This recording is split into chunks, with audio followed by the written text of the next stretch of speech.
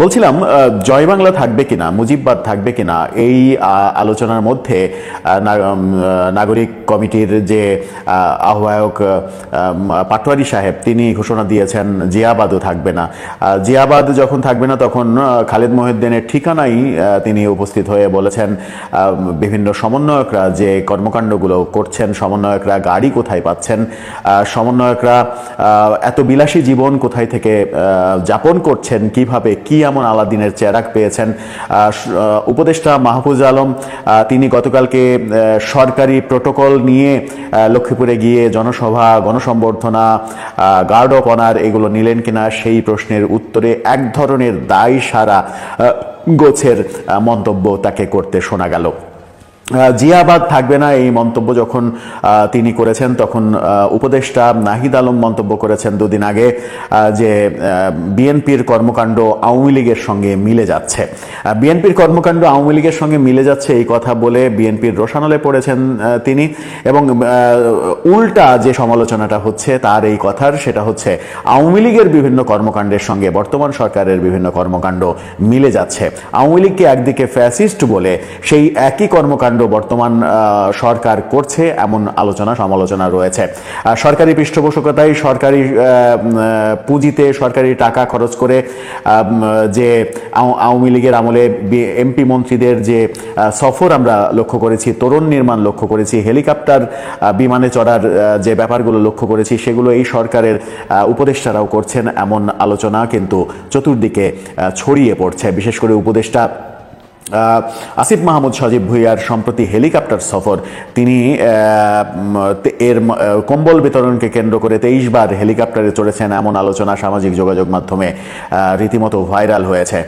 অনেকে বলেন 30,000 টাকার কম্বল বিতরণ করার জন্য 10-12 লাখ টাকার হেলিকপ্টার ভাড়া দিয়েছেন তিনি। হেলিকপ্টার ভাড়া করা হয়েছিল স্কয়ার গ্রুপের হেলিকপ্টার। সেই হেলিকপ্টারের ভাড়া কোথায় থেকে এসেছে, সরকারি দপ্তর থেকে এসেছে কিনা সেগুলো একসময় তদন্তে বের হবে এমন আলোচনা বিভিন্ন টক শোতে সামাজিক যোগাযোগ মাধ্যমে যখন চলছে তখন আমরা গতকালকে দেখেছিলাম চিত্রনায়িকা পরিমণি একটা স্ট্যাটাস দিয়েছিলেন যে স্বাধীন দেশে আমার নিরাপত্তা কেন থাকবে না, আমি কেন নিরাপত্তাহীনতায় ভুগবো, এরকম একটা স্ট্যাটাস দিয়েছিলেন। এরকম স্ট্যাটাস দেওয়ার পরে আজকেই দেখা গেল পরিমণির নামে গ্রেপ্তারি পরোয়ানা জারি করা হয়েছে। ওই কথার জন্যই গ্রেপ্তারি পরোয়ানা জারি করা হয়েছে এমনটা নয়। পরিমণির যে মামলা ঝুলছিল বোট ক্লাব মামলা, সেই মামলার শুনানিতে আজকে পরিমণির বিরুদ্ধে গ্রেপ্তারি পরোয়ানা জারি করা হয়েছে এবং অনেকে গতকালকে পরিমণির স্ট্যাটাসের সঙ্গে আজকের এই গ্রেপ্তারি পরোয়ানাকে মিলিয়ে দেখতে চাচ্ছেন এবং এটা নিয়ে সামাজিক যোগাযোগ মাধ্যমে প্রচুর লেখালেখি হচ্ছে। আদতে কি পরিমণির ওই স্ট্যাটাস সরকারের বিপক্ষে গিয়েছে বলে সরকার আজকে কোর্টকে, আদালতকে ব্যবহার করে তার বিরুদ্ধে গ্রেপ্তারি পরোয়ানা জারি করিয়েছেন, নাকি আদালত তার স্বাধীনভাবে তার মতো করে স্বাধীন আদালত চলছে, সেই আলোচনা কিন্তু শুরু হয়েছে চতুর্দিকে। আলোচনার ফলাফল কি হবে সেটা অবশ্য বলা মুশকিল। এদিকে আওয়ামী লীগ জয় বাংলা, মুজিববাদ, জিয়াবাদ এগুলো নিয়ে যখন বিতর্ক হচ্ছে তখন আজকে উপদেষ্টা রেজওয়ানা তিনি বললেন যে উপদেষ্টা থাকা অবস্থায় ছাত্র উপদেষ্টারা সরকারের সুবিধা নিয়ে দল গড়ার কাজ করছেন কিনা এমন প্রশ্নের উত্তরে তিনি বলেছেন যদি কেউ দল গঠন করতে চায়, দলের হয়ে কাজ করতে চায় তাহলে সরকার থেকে বের হয়ে গিয়েই করবেন, কিন্তু এখনই করছেন কিনা সেই প্রশ্নের খুব একটা সদুত্তর তিনি দিতে পারেননি। কারণ বিভিন্ন জায়গায় সফর, বিশেষ করে উপদেষ্টা মাহফুজ আলমের সফর, আসিফ মাহমুদ সজীব ভুঁইয়ার কম্বল বিতরণের সফর, এই সফরগুলো প্রশ্ন তুলছে যে রাজনৈতিক দল গঠনের প্রক্রিয়ায় উপদেষ্টারা সরাসরি এবং সরকারি পৃষ্ঠপোষকতায় কাজ শুরু করেছে। সেই কাজ শুরু করেছেন কিনা তারা আদতেও, সেই প্রশ্নের উত্তরে ডক্টর রেজওয়ানা তিনি পরিবেশ উপদেষ্টা তিনি এক ধরনের দায়সারা গোছের উত্তর দিয়েই দিলেন। উত্তরে খুব একটা যে সমাধান মিলল সেটা নয়। উপদেষ্টারা সরকারি পৃষ্ঠপোষকতায় বিভিন্ন সফর করছেন কিনা এর উত্তর কিন্তু এখনো বাকি রয়েছে। এর সদুত্তর আসলেই প্রয়োজন, কারণ একটা ফ্রেশ ইমেজ তৈরি করার জন্য, একটা ক্লিন ইমেজ তৈরি করার জন্য সরকারের এই উত্তরগুলো খুবই প্রয়োজন। এরকম আলোচনা যখন চলছে তখন আওয়ামী লীগের নেতা কর্মীদের বিভিন্ন রকম গণমাধ্যমে সাক্ষাৎকারের ঘটনা আমরা দেখছি। অনেক নেতাকর্মী এরই মাঝে গত একদিনে বিভিন্ন গণমাধ্যমে সাক্ষাৎকার দিয়েছেন। আওয়ামী লীগ ফেব্রুয়ারিতে, 21শে ফেব্রুয়ারিতে 21শে ফেব্রুয়ারিকে কেন্দ্র করে আন্দোলন সাজানোর চেষ্টা করছে এবং একাধিক গণমাধ্যমে আওয়ামী লীগের কর্মীরা আওয়ামী লীগের নেতারা বলার চেষ্টা করেছেন যে 26শে মার্চের মধ্যেই তারা দেশে ফিরবেন। 26শে মার্চের মধ্যেই আওয়ামী লীগের নেতারা দেশে ফিরতে চাইছেন কোন গ্রাউন্ডের ওপরে, কি এমন গ্রাউন্ড তাদের তৈরি হচ্ছে কিংবা হবে, সেটা আলোচনার বিষয় হতেই পারে। গ্রাউন্ডটা কি হতে পারে? গ্রাউন্ডটা এমন হতে পারে যে আমেরিকা সরাসরি হস্তক্ষেপ করতে যাচ্ছে বাংলাদেশের রাজনীতিতে। আমেরিকা যদি সরাসরি হস্তক্ষেপ করে, ভারত যদি সেখানে এক ধরনের দুতিয়ালি করে, সেটা যে শুরু হয়েছে, সেটা যে ইতিমধ্যেই কার্যকর হতে শুরু করেছে, সেটা অবশ্য বলা যায়। ইতিমধ্যে সরকারকে দেখা যাচ্ছে যে স্বাস্থ্য খাতে অনুদানের জন্য, স্বাস্থ্য খাতে দ্বিপাক্ষিক সম্পর্কের জন্য চীনের সঙ্গে তারা বোঝাপড়ায় যাচ্ছে এবং পররাষ্ট্র উপদেষ্টা বলেই দিয়েছেন যে ভারতের চাইতে সহজলভ্য চিকিৎসা চীনে সম্ভব, আমরা চীনে চিকিৎসা নেব এবং চীন বাংলাদেশের চিকিৎসা সেবায় অনুদান দিতে চায়, এমন আলোচনা চলছে। অর্থাৎ ভারতকে এক ধরনের অ্যাভয়েড করা, ভারতকে বাদ দিয়েই পরবর্তী কর্মপরিকল্পনা তৈরি করার ব্যাপারগুলো সামনে নিয়ে আসছেন উপদেষ্টারা। ঠিক সেই মুহূর্তে ভারতকে বাদ দিয়ে এই কাজটা করা হচ্ছে যখন আমরা সবাই জানি যে ভারতীয় অনেক পণ্যের উপরে বাংলাদেশ নির্ভরশীল। যদি সেগুলো বাংলাদেশে না আসে, চাল, ডাল, পেঁয়াজ, আলু, এছাড়া আরও অনেক নিত্য প্রয়োজনীয় ব্যাপার, ভারতের সঙ্গে গ্যাসের চুক্তি রয়েছে, সেগুলো যদি না আসে, সেগুলো যদি বন্ধ হয়ে যায়, তাহলে বাংলাদেশের বাজার দর বর্তমানে যে আকাশচুম্বী হয়েছে সেটা কোথায় গিয়ে ঠেকবে সেটা অনুমান করারও বাইরে।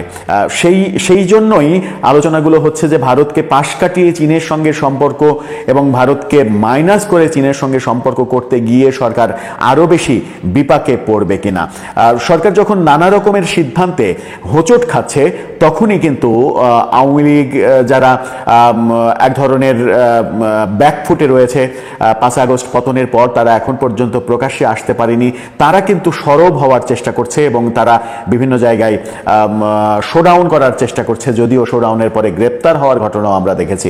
গত দুদিনে প্রধান উপদেষ্টার পদত্যাগপত্র নিয়ে যে গুজব রটেছিল, আমরা আমাদের ভিডিওতেও বলেছিলাম, পদত্যাগপত্রের বিশ্লেষণে বলেছিলাম যে পদত্যাগপত্রের যে ভাষা, সেই ভাষা বিশ্লেষণ করলে স্পষ্টই বোঝা যায় যে এটা প্রধান উপদেষ্টার ভাষা নয়। কারণ পদত্যাগপত্রে যেভাবে সবকিছুর দায়, 5 আগস্টের পরের সমস্ত হত্যাকাণ্ডের দায় তিনি স্বীকার করে নিয়েছেন, এই ল্যাঙ্গুয়েজে প্রধান উপদেষ্টা পদত্যাগপত্র লিখবেন কিংবা কোথাও কোনো কথা বলবেন, এটা পাগলেরও ভাবার কোনো কারণ নেই। সুতরাং পদত্যাগপত্র যে ভুয়া গুজব ছিল, সেটা আমরাও বলেছি।